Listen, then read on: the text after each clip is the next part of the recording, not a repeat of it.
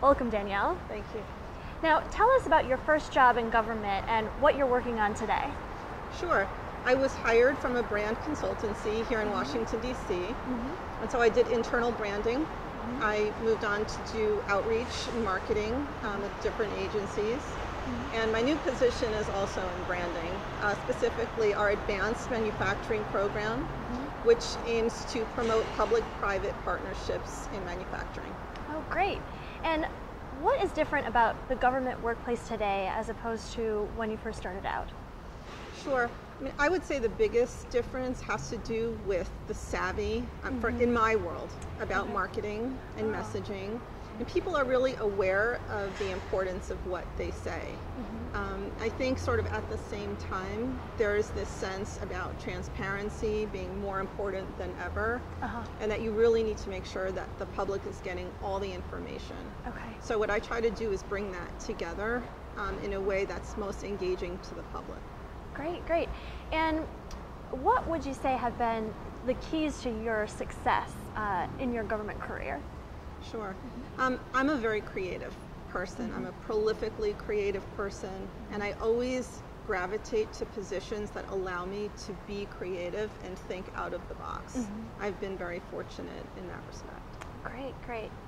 Now, entering government service as a young professional can be very overwhelming, and it can be complex, it can be intimidating for people. What is the best way for a person just starting out in government to navigate this very complex world and get to a place where he or she can feel comfortable and confident in the career path?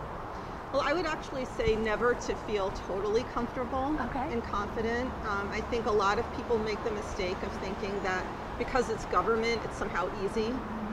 It's not. It's extremely challenging work. What you want to do is find someone who you can talk to and who takes an interest in your career. So whether that's your supervisor or someone else in the agency, or someone even not in the government altogether, you want to forge those personal connections, because those are the things that you're going to lean on when you have challenges. Sure, sure. And now, what resources would you recommend for somebody who wants to further his or her career? Okay, well, I have drawn upon many interagency groups, and I don't like to endorse, but I want to put a shout out to GovLoop, which I started blogging on 2009, and it's been a great resource. The Federal Communicators Network, the Federal Social Media Sub-Council, and other kinds of organizations have been wonderful. Great, great. Now, government is often criticized for lacking innovation, for being slow and sort of error-prone and crippled by bureaucracy. Knowing that, would you encourage young people to serve in a government job? Yes, yes. I think that, first of all, it's a great place to spend your career. You can learn so much, especially as a young person. There are tremendous resources available for training. I think the country needs you.